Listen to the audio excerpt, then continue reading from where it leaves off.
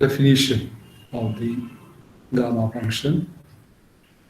Okay, so this is so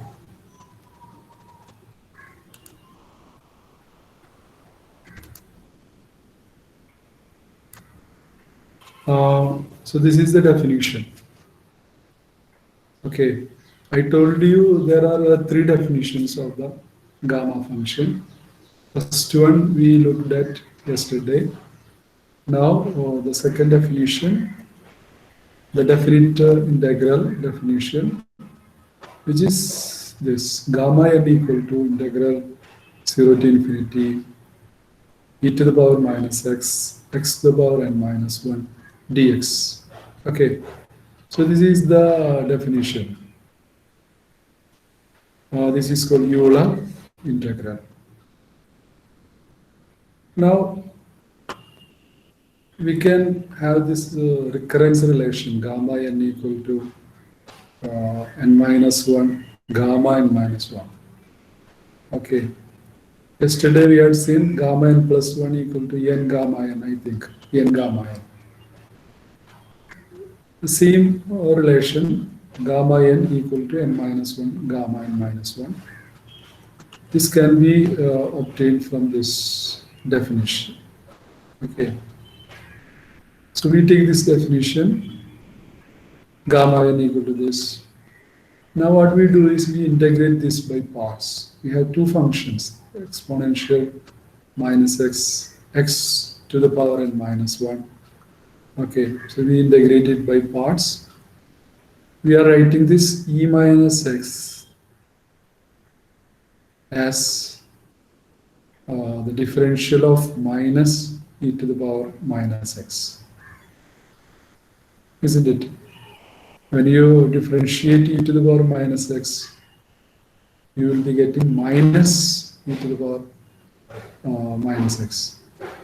Okay, so e to the power minus x can be written as differential of minus e to the power minus x. Okay.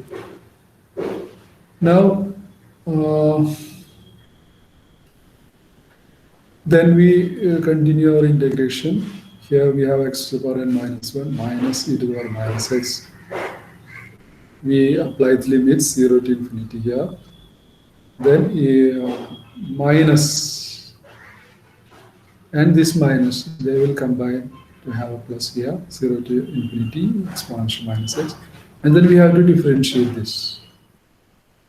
Okay, so when I differentiate, I will get n minus 1 x to the power n minus 2 dx.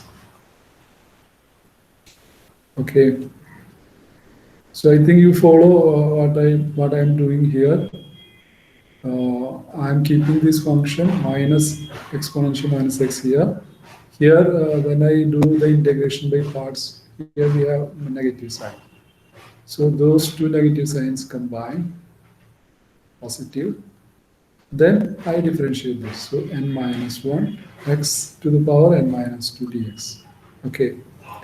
Now when I apply the limits to this part, I will get 0.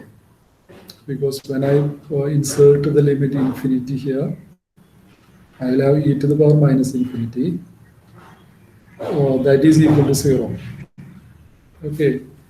E to the power minus infinity is 0. Can you say why it is 0? Exponential minus infinity is 0.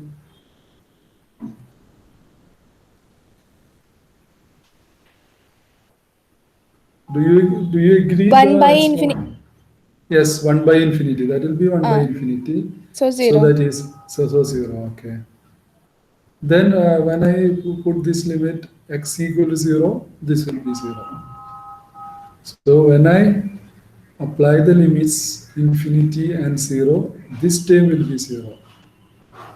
Okay. And this n minus 1 here, that comes outside. And I am writing this x to the power n minus 2 as n minus 1 minus 1. Okay, n minus 1 minus 1. I am writing. N minus 2 is n minus 1 minus 1. Okay. Now, if I follow this definition, see gamma n is what? Um, Integral e to the power minus x to the power n minus 1. Okay, so here I have exponential minus x, the x to the power n minus 2, that is n minus 1 minus 1. So can you say what is this term? Integral 0 to infinity, this e minus x to the power n minus 1 minus 1 dx. What is it? That is, Gamma yeah. n minus 1. Yes, gamma n minus 1. So this is n minus 1, gamma n minus 1. So I started from gamma n. Okay, I started from gamma n, the basic definition. Then I am getting it as equal to n minus 1, gamma n minus 1. Okay, so I am getting the recurrence relation for the gamma function that we had obtained from the same relation we had obtained from the first definition, the infinite limit definition. The same thing we are getting here. If I put, n plus 1 here, instead of gamma n, if I am taking gamma n plus 1, this will be simply n gamma n. n gamma n. Okay, so it is this.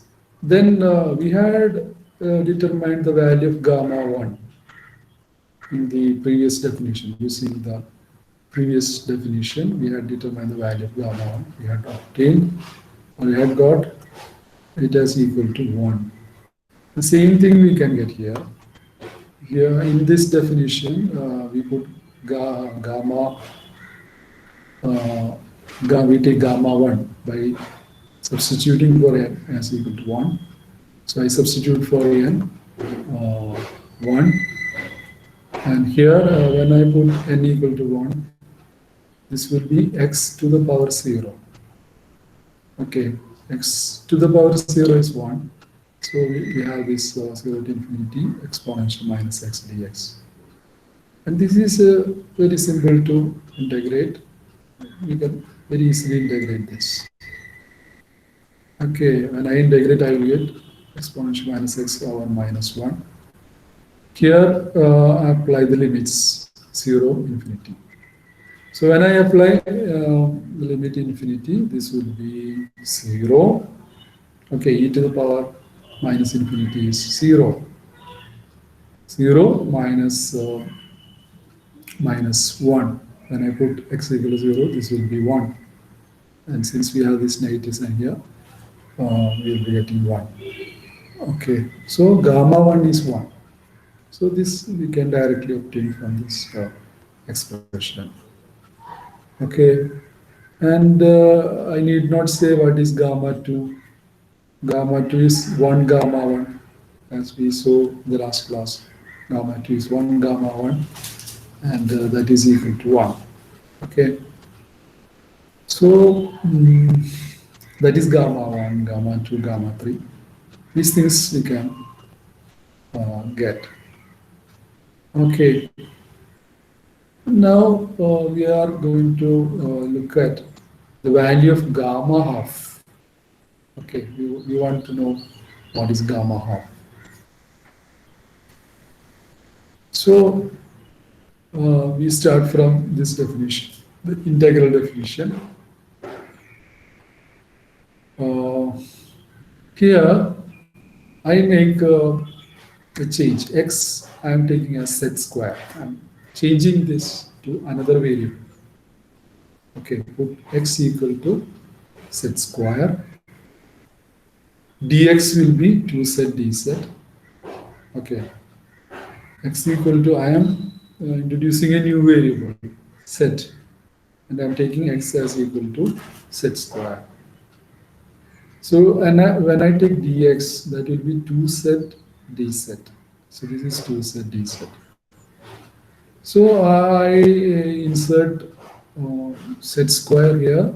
I mean For x, I am substituting z square. So I have e to the power minus z square. X is z square, so z square to the power n minus 1. Dx is 2z dz. Okay. And what about the limits? Will they change? The limits are 0 to infinity. Will there be any change in limits? Do you expect any change in the limits? Here I am changing from x to z square. So what will be the new limits? 0 and infinity, sir. Infinity. Okay. Yes, yes. Okay, there will be no change. So exponential minus z square to the power 1 minus 1 to z dz.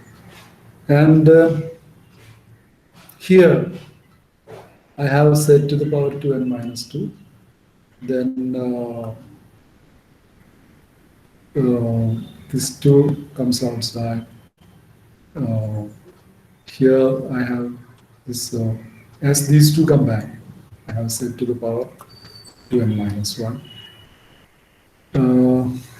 So I get this. Then, so gamma n is this 2 integral 0 to infinity exponential minus z square z to the power 2n minus 1 dz. So this is another form of gamma function. Okay, or other form of gamma function. You can write gamma function this way also. Then I take gamma half. Now I am taking gamma half. So I will have to give uh, half to this n here. Okay, gamma n is this. Now I want to know gamma half. So I put half here. So I have, when I put half here, 2 into half, 1, 1 minus 1, 0, set to the power 0, so that will become 1. So I have this exponential minus z square dz. So this becomes a simple equation. Gamma half is simply this, 2, 0 to infinity, exponential minus z square dz. Okay, z square, exponential minus z square dz. Now, it's not easy to find the value of gamma half from this, directly from this. So we write gamma half square. Okay, we are going to write gamma half square. And gamma half square is this. Okay, C 2 0 to infinity exponential minus x square dx 2 times 0 to infinity exponential minus y square dy. I can write like this. The only thing that I did is instead of z, here I am using x. Instead of z, here I am using y. And the corresponding integration here is with respect to x. Corresponding integration here is with respect to y. I can do it. Okay, I have the freedom to choose any variable. It can be z, it can be x, it can be y. So we can write like this, gamma half square, which is gamma half into gamma half. Is this? I have just changed the variables. So what I am getting is a double integration. Integration with respect to x, integration with respect to y. Okay, so 2 into 2, 4, 4 times 0 to infinity, double integration. Exponential minus x square, exponential minus y square, they combine. So I have this exponential minus x square plus y square dx dy. X, y both have to be integrated from 0 to infinity. So I am getting a double integral. Okay, so again, this integration can be simplified. This can be easily done in plane polar coordinates. Okay, we are choosing plane polar coordinate system. Okay, otherwise it's not easy to integrate this. So let's take plane polar coordinate system. It is this. We have already learned this, plane polar coordinate system. It is in two dimension. Okay, then spherical polar coordinate system we have studied.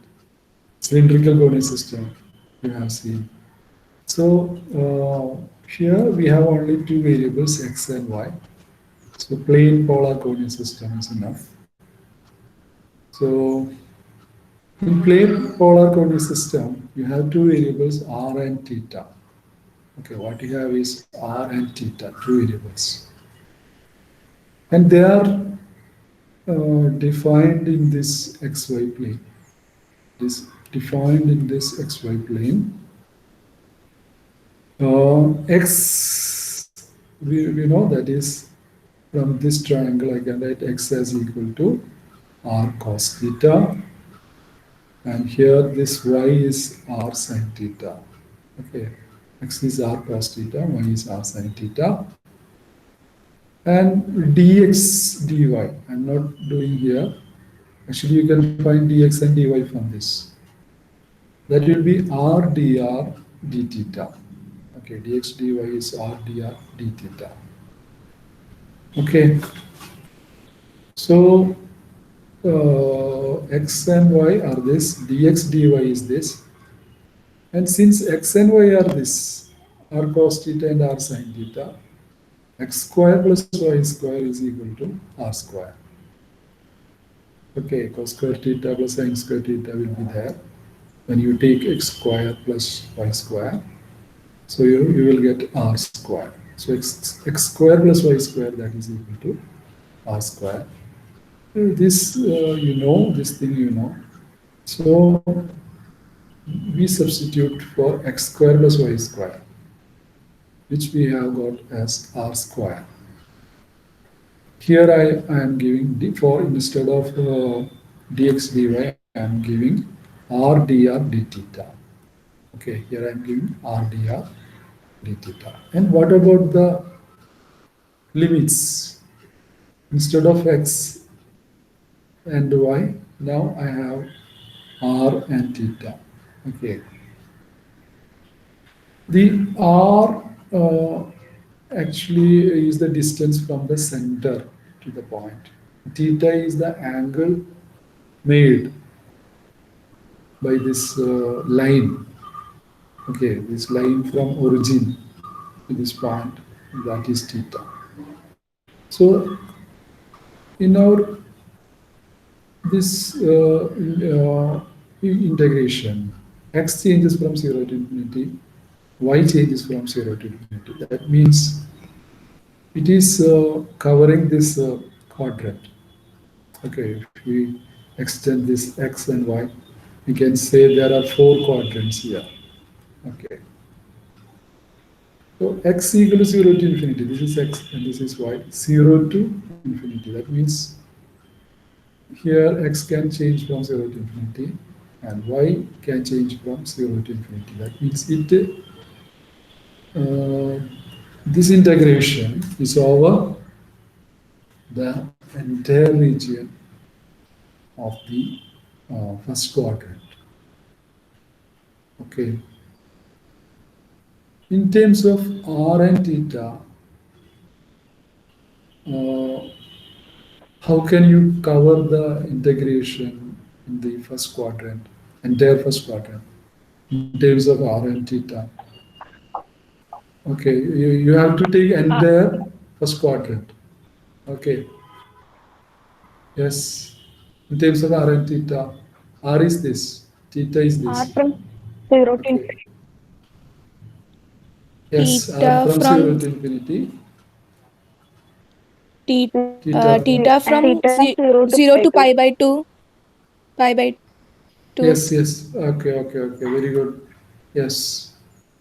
So R has to change from 0 to infinity, and theta has to change from 0 to pi by 2. Okay. So we have a very simple expression now. Gamma half square equal to this 4, then this 0 to infinity for r, 0 to pi by 2 for theta. X square plus y square will be r square, so exponential minus r square, r dr d theta. Okay, r dr d theta. Okay, now the integration with respect to theta is very easy because here you don't see any function containing theta. There are no function containing theta. So when you simply integrate with respect to theta, or you will be getting theta, a d theta, and there you will get theta. And when you apply the limits, theta changes from 0 to pi by 2. Okay, theta changes from 0 to pi by 2. So you have this pi by 2 here. So 4 into pi by 2. Okay, then r equal to 0 to infinity exponential minus r square r dr. This you can integrate like this. You write exponential minus r square r as differential of minus exponential minus r square by 2. Okay, so this you are writing, this term you are writing as this differential of this, because if you differentiate exponential minus r square, you will get exponential minus r square, then minus 2r.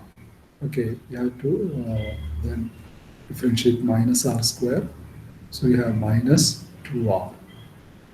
Okay, so to compensate for, we have to get this. So to compensate for that, we divide this differential by 2 and put a negative sign here. So you will get this. So exponential minus r square r is differential of minus exponential minus r square by 2. Okay, you simply differentiate this. You will get this. Okay, so now it's quite easy. Here we have integration. Here it is differential. Integration and differentiation, they just cancel each other. They just cancel each other. So we have this 2 pi into this. Okay.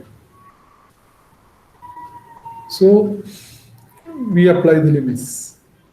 When you put infinity for r, when you put infinity, this will be 0. And when you put 0 for r, you will get half. Okay, you will get half. So you have this negative sign here, so you will be getting plus half. You will be getting plus half here. So when you apply the limits, you will get plus half from this part. So 2 pi into plus half, that is pi. Okay, 2 pi into plus half is pi. So we were calculating this gamma half square. We were trying to evaluate gamma half square. That we see is now equal to pi. Okay. So gamma half will be root pi. If you are taking only the positive value, gamma half that is equal to root pi. Okay. So the value of gamma half is root pi. Okay. So gamma 1 is 1, gamma 2 is also 1, Gamma 3 is 2. Okay, we know the value of gamma functions for integer values. And for a fractional value, gamma of, I'm getting root pi. Okay. Now, using this, I can evaluate gamma 3 by 2 or gamma 5 by 2 or gamma 7 by 2. Such things can be evaluated. Okay, we are using this gamma n equal to n minus 1, gamma n minus 1. So gamma 3 by 2 is 3 by 2 minus 1, gamma 3 by 2 minus 1. This is half gamma half. This is root pi by 2. Okay, then gamma 5 by 2, that is equal to 3 by 2 gamma 3 by 2. Gamma 3 by 2 is root pi by 2. Okay, here we have got gamma 3 by 2 as equal to root pi by 2 because gamma half is root pi. It's root pi by 2. So gamma 5 by 2 is in this fashion. We can write this as 3 by 2 gamma 3 by 2. So 3 by 2 into this is gamma 3 by 2 is root pi by 2. So this is 3 root pi by 4. Okay. Then gamma 7 by 2. Same way you can do this. Okay. 5 by 2 gamma 5 by 2. Gamma 5 by 2 is this 3 root pi by 4. So you will get 15 by 8 root pi. Okay. So you can evaluate such gamma values using this. Then we do this one also. The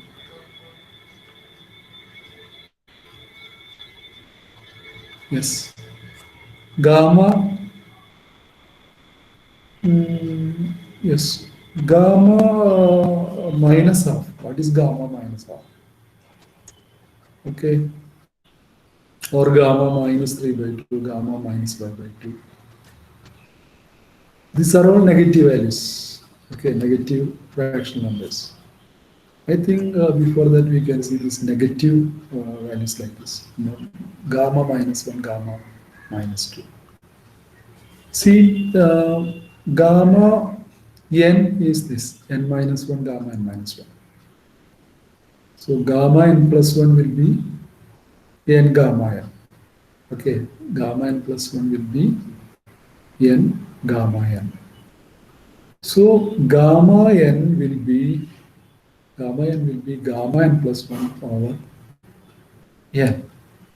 Okay, gamma n will be gamma n plus 1 over n. Okay, so we are using this, our recurrence relation. So gamma 0 will be gamma 1 over 0 and it is infinity. Okay, undefined. So gamma 0 is infinite. Okay, gamma 1 is 1. Gamma 1 is 1. Gamma 0 is infinite. Gamma minus 1. Gamma minus 1 will be, gamma 0 over minus 1. And gamma 0 is already infinite. So gamma minus 1 is infinite. Okay. Gamma minus 1 is infinite. Then gamma minus 2. That is gamma minus 1 over minus 2. That also will be infinite because this is infinite. So all these will be infinite. Gamma 0 or gamma minus 1, gamma minus 2, gamma minus 3, all these will be infinite. Okay.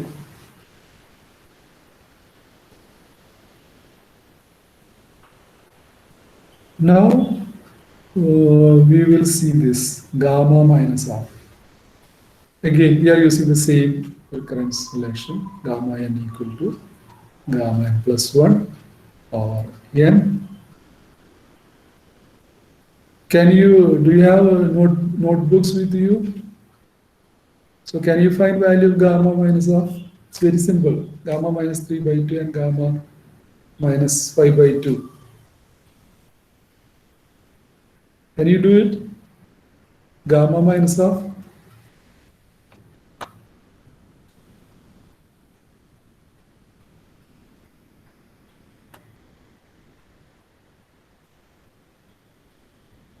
gamma minus 3 by 2, gamma minus 5 by 2.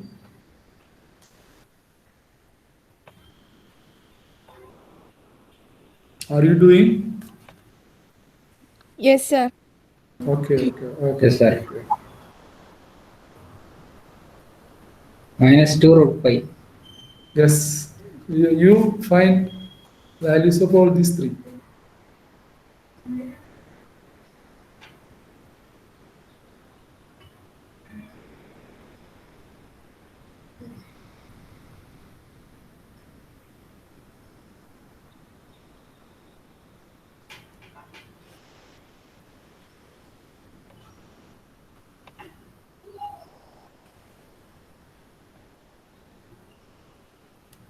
Okay, so you would have done this. The value of gamma minus of is minus 2 root pi. Okay, gamma minus of is minus 2 root pi by this. See gamma minus of plus 1 by minus half. And here we will get gamma half, that is root pi. And this is minus 2 root pi. Then here gamma minus 3 by 2, same way you can get as 4 by 3 root pi. Okay, 4 by 3 root pi. Then gamma minus 5 by 2, you can do it like this, and you will get minus 8 by 15 15. root pi.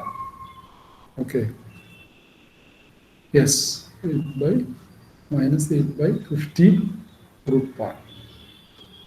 Okay, so you can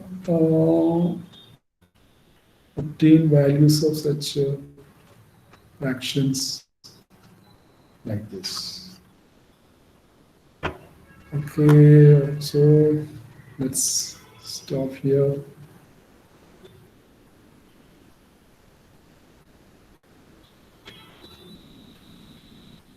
Then, okay.